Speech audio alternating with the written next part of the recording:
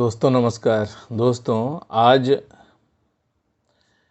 योगी आदित्यनाथ जी और अखिलेश यादव जी की कुंडली का एनालिसिस करने जा रहे हैं। तो दोस्तों ये एक एस्ट्रोसेज नाम की वेबसाइट है, वहीं पे दोनों लोगों की कुंडली अवेलेबल है। तो उसी का जो दिया गया कुंडली है उसी को मैं देख रहा हूँ, और उसमें जो योगी आदित्यनाथ जी का जन्म दिवस है वो 5 जून 1972 को है, गढ़वाल ज़िले में, और टाइम दिया हुआ है 12 बजे दिन में। और इसी प्रकार जो अखिलेश जी की कुंडली है तो इनका जो डेट ऑफ बर्थ है वो है 1 जुलाई 1973, सैफई और दिन के 12 बजे। तो दोनों लोगों में काफ़ी सिमिलरिटीज है। देखिए इसमें यहाँ इनका भी जन्म 12 बजे दिन में हुआ है और योगी जी का भी जन्म 12 बजे दिन में ही हुआ है। तो अगर हम ये कुंडली देखते हैं योगी जी की, तो इनका जो है सिंह लग्न है, सिंह लग्न है, और जो सूर्य है वो 10वें भाव में बैठ गया है 21 डिग्री पे। तो सूर्य जो है मित्रों वो 10वें भाव में दिग्बली होता है, और चूंकि लग्न का स्वामी होकर 10वें भाव में बैठ जाना ये सूर्य का, ये एक अति उत्तम योग बना देता है। साथ में बुध भी यहाँ पे है तो बुध आदित्य योग भी बना दिया है, तो बहुत ही स्ट्रांग है। अब हम दूसरा देखते हैं, 5वें भाव का जो स्वामी है बृहस्पति, वो स्वयं ही 5वें भाव में ही धनु राशि में विद्यमान है। तो ये इनको काफ़ी विद्वान बना देता है। और दूसरा अगर आप देखते हैं तो केतु 12वें भाव में स्थित है। तो केतु जब 12वें भाव में स्थित होता है तो संन्यास के योग उत्पन्न कर देता है, उत्तम संन्यास के योग उत्पन्न करता है। अगर हम ये 9वें भाव को देखें तो 9वें भाव जो है उसका स्वामी जो मंगल है, मेष राशि है 9वें भाव में, और ये मंगल 11वें भाव में चला गया है। तो जैसा कि कहा गया है कि 11वें भाव को लाभ भाव कहते हैं। लाभे सर्वे प्रशस्ता, लाभ भाव में सभी ग्रह बहुत ही उत्तम फल देते हैं। तो ये जो 9वां भाव होता है ना, वो भाग्य का भाव होता है। 9वां भाव स्पिरिचुअलिटी का भी भाव होता है, पूजा पाठ ये सब चीज़ें, आध्यात्म का भी भाव होता है। तो आध्यात्मिक रूप से बहुत ही ये तगड़ी कुंडली है योगी जी की। और हम देख भी रहे हैं कि जीवन में वो एक गोरक्षनाथ पीठ के पीठाधीश्वर हैं, सन्यासी हैं। और ये जो सूर्य का 10वें भाव में बैठ जाना और दिग्बली होके बैठ जाना, ये एक उत्तम राजयोग बना रहा है। अब देखते हैं अखिलेश जी की कुंडली क्या कहती है।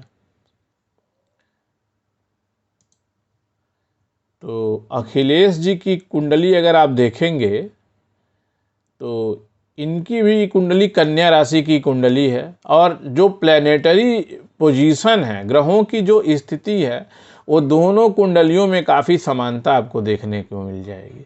तो इसमें भी अगर आप देखेंगे तो शनि सूर्य जो है वो 10वें भाव में बैठे हुए हैं, और शुक्र और मंगल 11वें भाव में बैठे हुए हैं। और यहाँ भी अखिलेश जी की कुंडली में भी जो बृहस्पति है वो 5वें भाव में बैठा हुआ है। बस अंतर क्या है कि राशियों का अंतर है।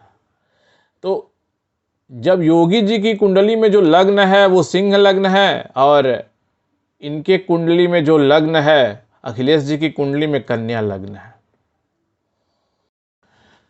तो कन्या लग्न होने के कारण अब जो सूर्य है वो 12वें भाव का स्वामी बन जाता है, लग्न का स्वामी नहीं बनता। तो 6वां 8वां और 12वें भाव को कुंडली में बहुत अच्छा नहीं माना जाता। तो 12वें भाव का स्वामी होकर जो सूर्य है वो बैठ गया आपके 10वें भाव में। तो ये वैसे तो बुरा फल सूर्य नहीं करेगा कुछ इस तरीके से, परंतु ये उतना उत्तम राजयोग देने में समर्थ नहीं होगा जितना उत्तम लग्न का स्वामी होकर दे सकता है। तो इस कंपैरिजन में, राजयोग के कंपैरिजन में अखिलेश जी की कुंडली थोड़ी सी कमजोर पड़ती है। इसके अलावा अगर हम देखें तो अखिलेश जी के कुंडली में जो मंगल है, मंगल अष्टमेश होकर और तृतीयेश होकर 7वें भाव में बैठ गया है। तो मंगल का 7वें भाव में बैठना ये बहुत अच्छा नहीं माना जा सकता, क्योंकि जो 7वां खाना है वो गठबंधन को, किसी भी तरह के रिलेशंस को दिखाता है। तो ये लॉन्ग टर्म रिलेशन इनके अच्छे नहीं रहेंगे, इसीलिए कभी अब इनके चाचा से लड़ाई हो जाती है, कभी ये कोई गठबंधन इनका टिकाऊ नहीं होगा राजनीति में। तो यहाँ पे एक चीज़ ये देखने को मिलता है। पढ़ाई लिखाई की बात की जाए तो इनकी भी पढ़ाई लिखाई और बौद्धिक क्षमता जो है वो ठीक ठाक है, क्योंकि बृहस्पति 5वें भाव में बैठ गया है और जो बुध है वो लग्न का स्वामी होके 11वें भाव में बैठ गया है। तो इनका दिमाग रुपए पैसे के मामले में भी ठीक ठाक चलता है और इनका जो है मतलब बुद्धि, व्यवसाय वाली जो बुद्धि है वो काफ़ी अच्छा काम करती है। लेकिन जो मंगल ने 7वें भाव में बैठ के कमी कर दी थी, वही कमी जो चंद्रमा है वो 10वें भाव में बैठकर दूर कर देता है। तो 10वें भाव में जब चंद्रमा बैठता है तो वो आपको जनता से जोड़ देता है, जनता आपको पसंद करने लगती है। तो अगर अखिलेश जी अपने आप को जनता से जोड़ें, बाहर निकल कर गांव-गांव भ्रमण करें और लंबी लंबी यात्राएं करें, अपने आप को जनता के बीच में ले जाएं, जनता को अपनी बात समझाएं, तो इनको काफ़ी सफलता मिल सकती है।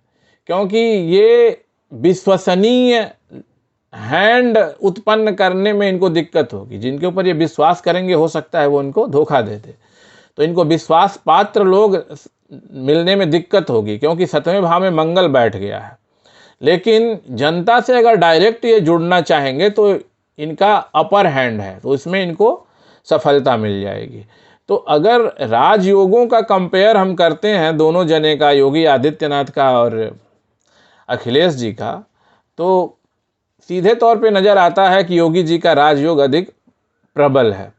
और अगर हम डेमोक्रेटिक होने की बात करें तो अखिलेश यादव ज़्यादा डेमोक्रेटिक नज़र आते हैं कुंडली के हिसाब से, क्योंकि इनका जो चंद्रमा है वो 10वें भाव में बैठ गया है, इनको जनता से जोड़ता है। और योगी जी में डिक्टेटरशिप वाली प्रवृत्तियां हैं, वो बहुत ज़्यादा सलाह मशविरा इन चीज़ों में विश्वास ना करके वो भी सही डिसीजन लेते हैं, क्योंकि उनके लग्न का स्वामी अगर सूर्य है और 10वें भाव में बैठ गया है तो ऐसा नहीं है कि कोई गलत काम कर देंगे, वो काम जनता के हित में ही होगा, लेकिन वो बहुत ज़्यादा सलाह मशविरे और इन चीज़ों में विश्वास किए बगैर डिसीजन ले लेते हैं। तो ये जो दोस्तों मैंने जो कुंडली देखी है बहुत अधिक डीप में जाके नहीं देखी है, ये केवल जो basic birth chart planetary position है उसके हिसाब से मैंने प्रेडिक्शन की है। तो उसके हिसाब से ये निकल के आया है। कुंडली देखने के लिए तो ये है कि आप बर्थ प्लैनेटरी पोजीशन देखिए, फिर उसके बाद आप नवांश कुंडली भी देखिए, आप चलित कुंडली भी देखिए, और बहुत सारी चीज़ें होती हैं। तो उस हिसाब से मैंने एक बेसिक रूपरेखा आपके समक्ष रखी है, उस हिसाब से ये निकल के आया है। तो इस तरह के वीडियो मैं अपने इस चैनल पे अब लाते ही रहूँगा, जिससे आपका ज्ञानवर्धन भी हो सके और थोड़ा ज्योतिष को समझने में भी आप लोगों को आसानी हो। तो अगर आपने इस चैनल को सब्सक्राइब नहीं किया है तो जल्दी से जल्दी सब्सक्राइब कर दीजिए और इस वीडियो को लोगों से शेयर कीजिए। तो अभी के लिए बस इतना ही। धन्यवाद।